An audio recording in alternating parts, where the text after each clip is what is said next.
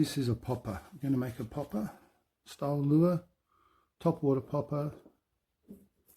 I drew my shape out, just a reclaimed bit of some kind of softwood I found. First step will be to trace the shape of the popper onto the wood. I'm going to try and avoid that hole that's in the wood. This is off a bigger bit of wood, but I just cut it to size. So the basic shape drawn onto the wood. Then time to cut it out on the bandsaw. So there it is, roughly cut out. I'm just going to try and get a center line. So it's 25 mil, so 12.5 mil. It's going to be a rough center line. Just a bit of a guide for me.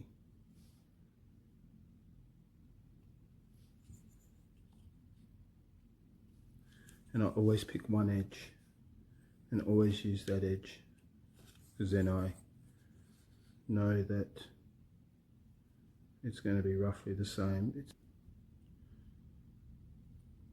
Sometimes I get a ruler, other times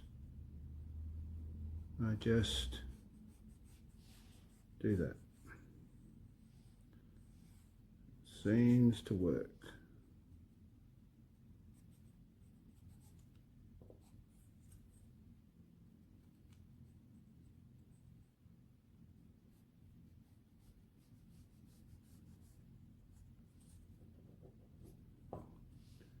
And there's my center line.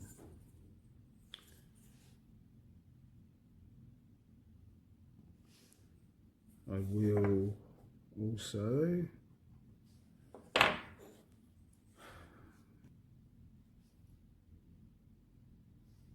this is really just a guide, so I know how big the tail's going to be.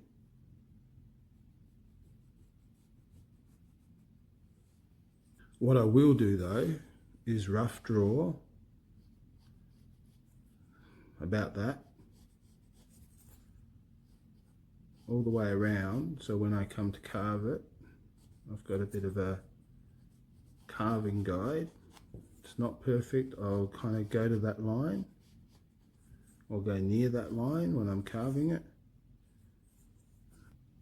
I'll probably come down and then kind of curve in roughly around there.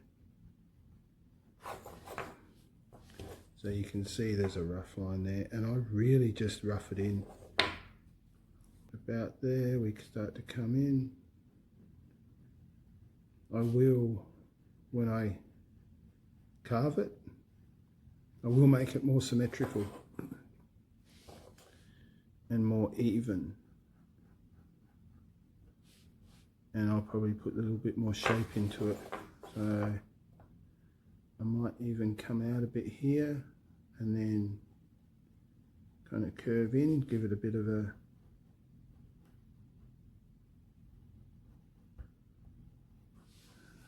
see how it bulges out there a bit, and then it's a matter of replicating that on the bottom. Bulge out a bit. That kind of matches. It doesn't need to be, it's not so, doesn't need to be perfect, because we will be reshaping it quite a bit when we start to carve.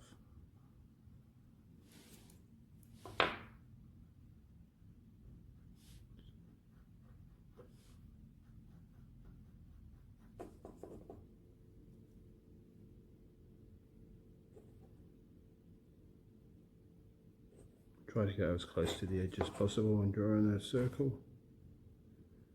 Again, the circle is just a guide.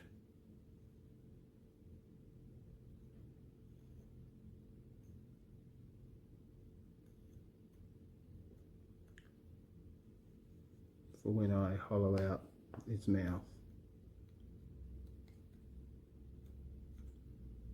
And it also helps me with the shaping as well around the mouth. Here we go, rough circle. That is ready to carve. And I'm basically just gonna carve it out. Carve out the bits that I don't want. And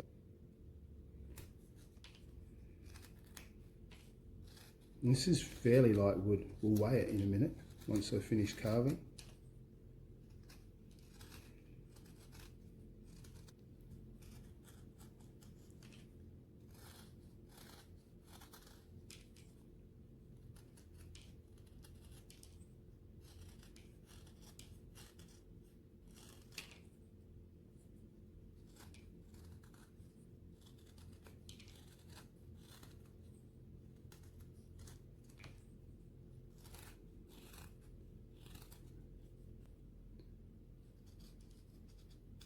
So this is where I need to be careful not to do too much or get too eager, because I could easily lose the shape on his mouth and his face. I'm not too worried about his eye, I'll deal with that later. I should actually cut them out now, but by the time I sand it and shape it, or shape it, carve it, sand it, I'm going to lose that spot anyway. But it probably could help me get more symmetrical eyes.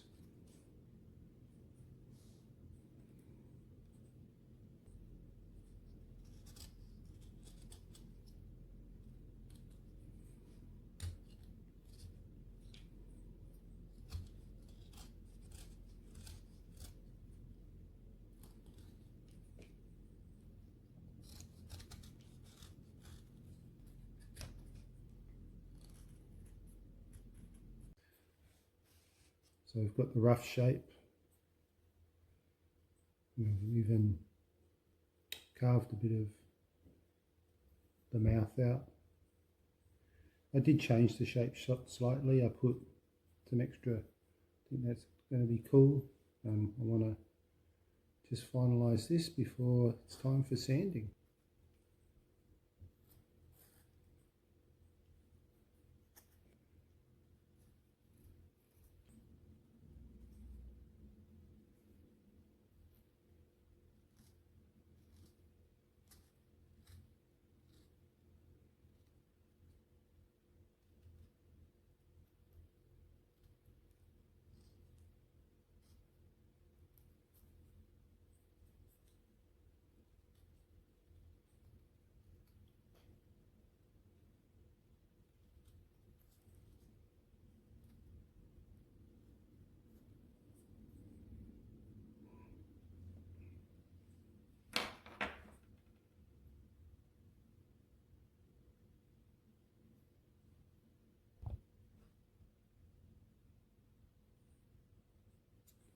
You can see the shape that it's taking now.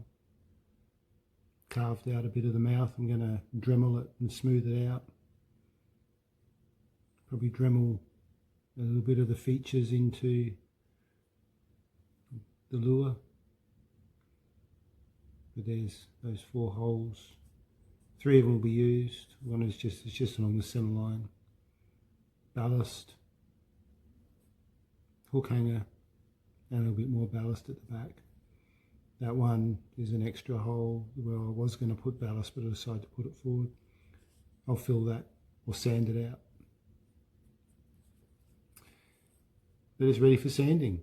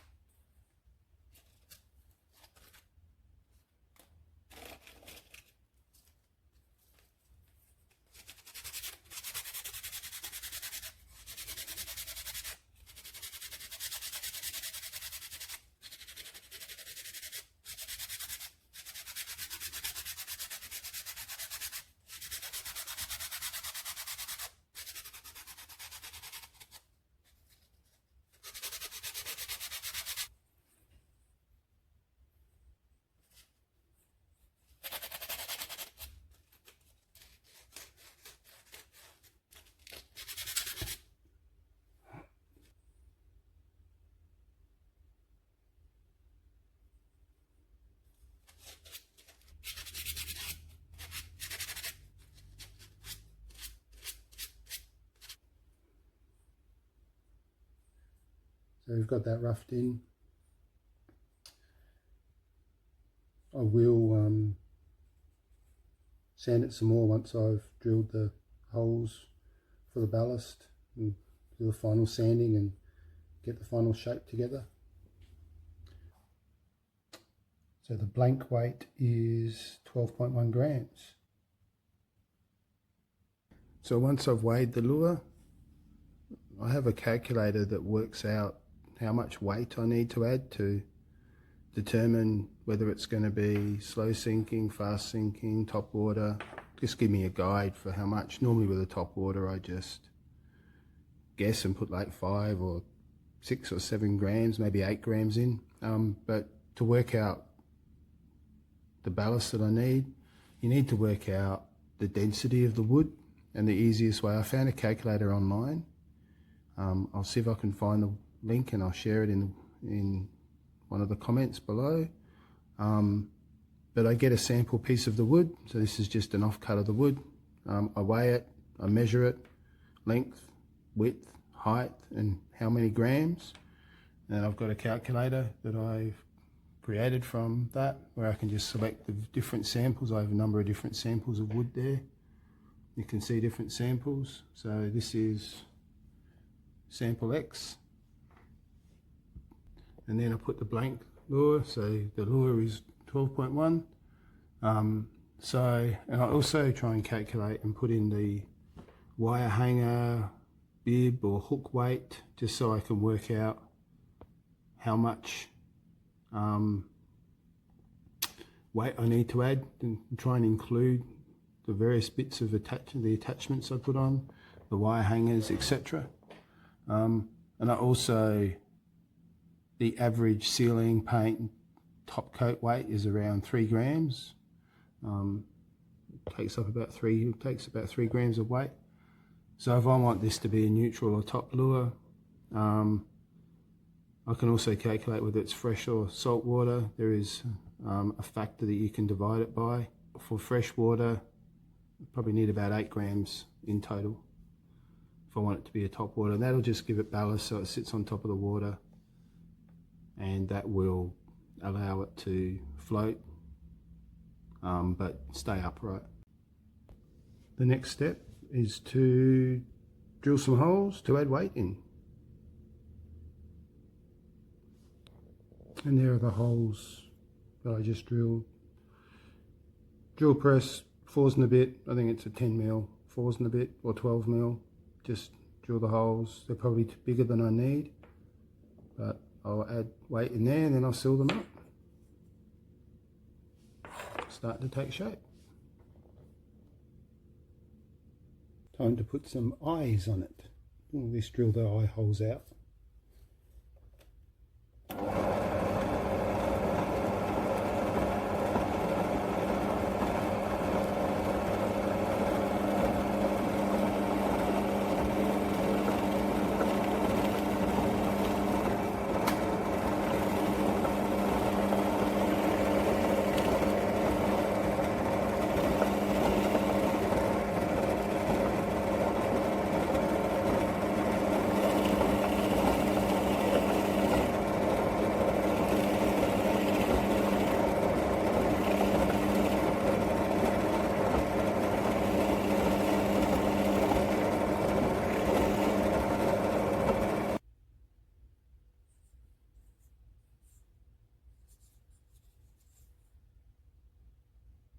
Time to put some ballast in. I use bismuth.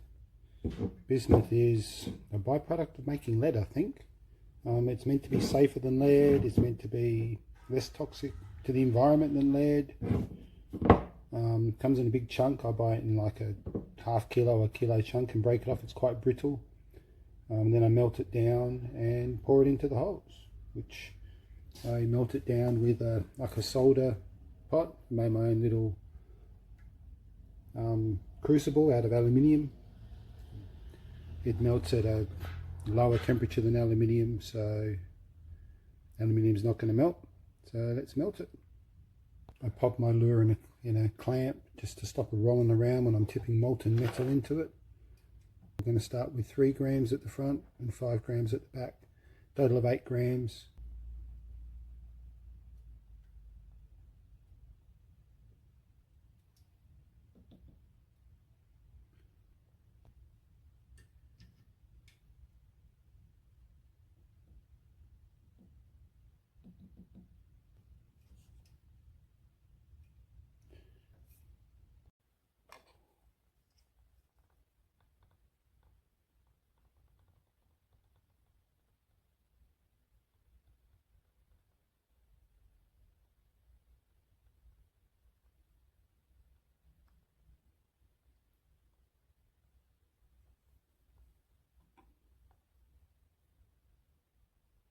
a hole sealed up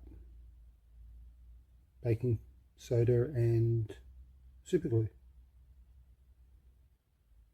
You let that dry and then sand it back.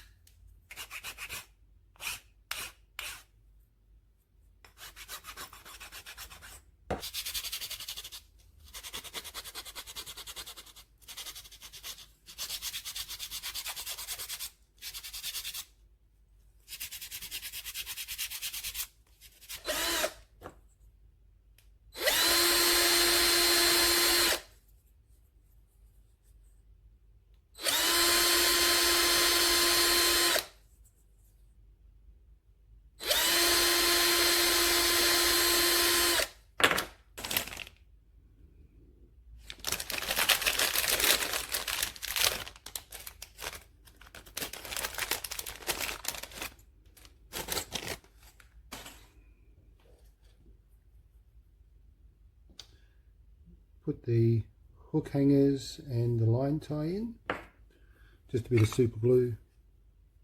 It holds it really well.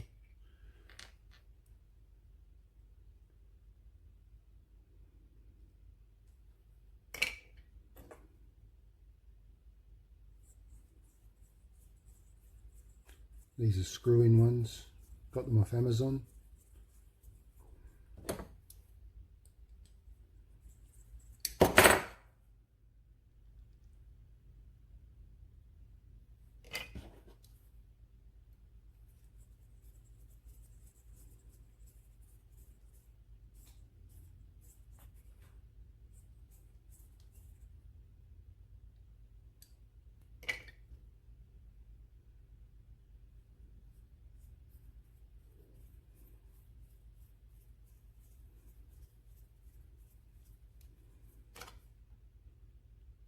And try not to drill the pilot hole all the way down so it's got some, it bites into the wood more.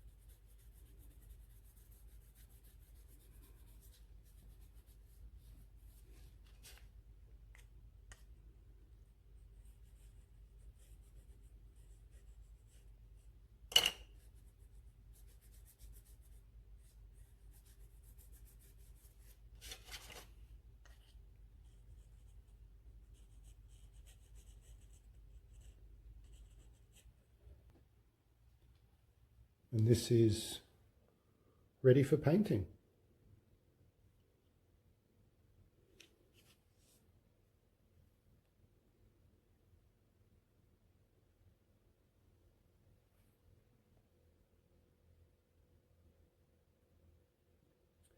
.8 grams. So we started off with 12.1. Now we're 21.8.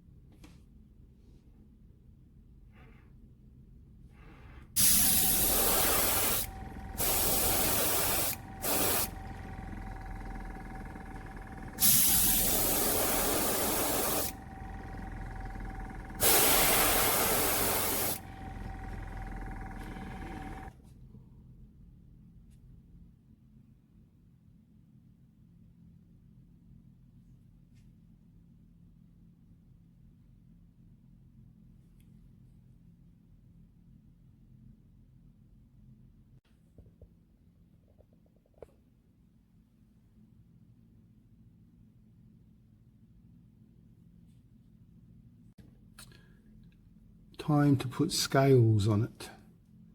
So I just use some mesh and silver paint, and we'll spray some scales on it.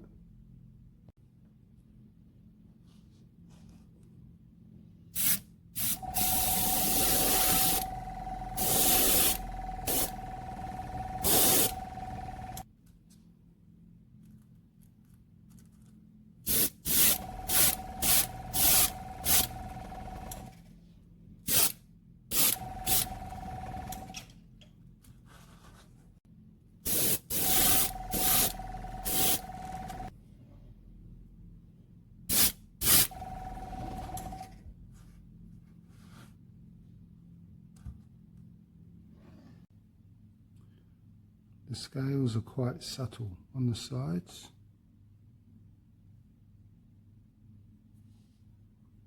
Very visible on the top. Time to put his eyes on. I think that is probably the best. That's a bit of yellow in it. Yeah, I like that.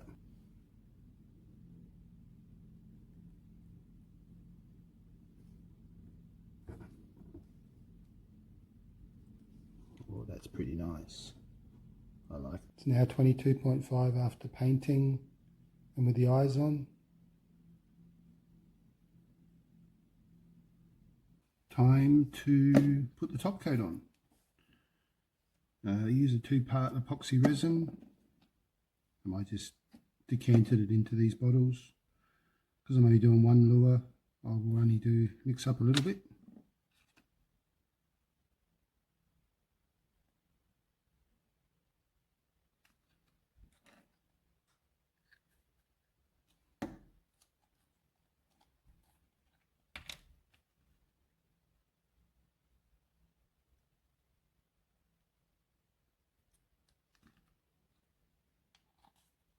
I am going to add a little bit of,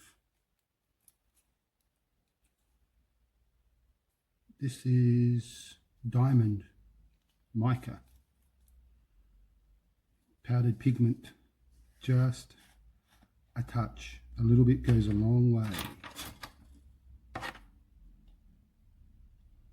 Just to give it a bit of sparkle. That's probably too much.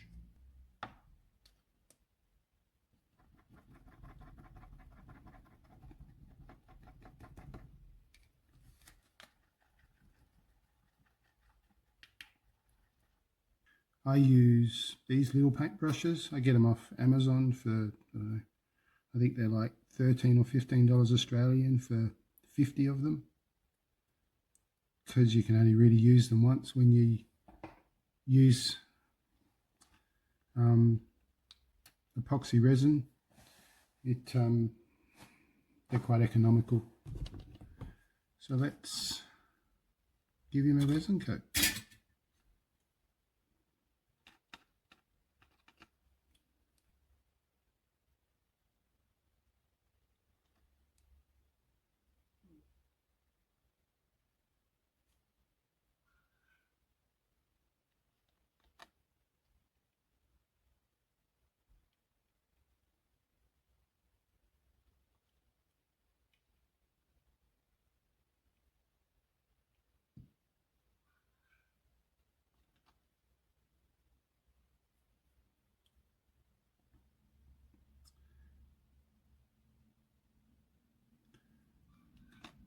Almost forgot to sign it.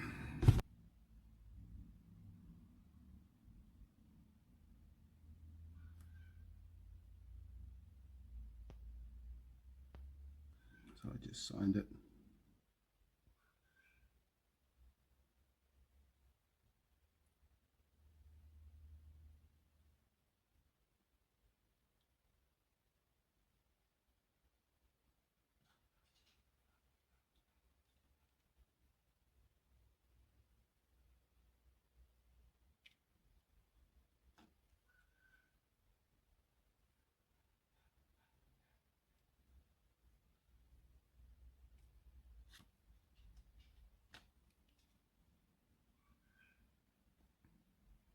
That's the first top coat. I generally put 2 on.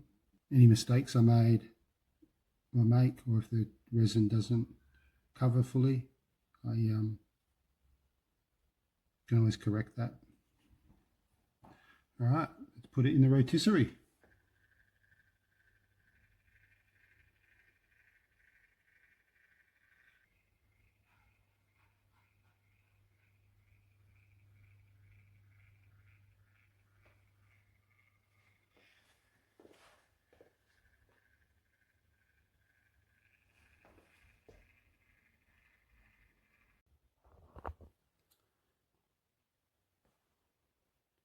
The finished popper. 2 coats of clear coat or top coat epoxy resin,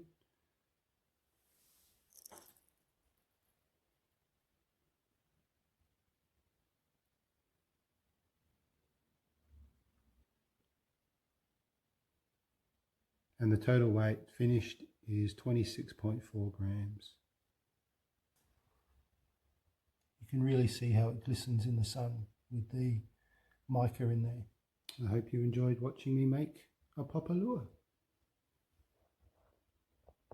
Stay tuned for my next lure.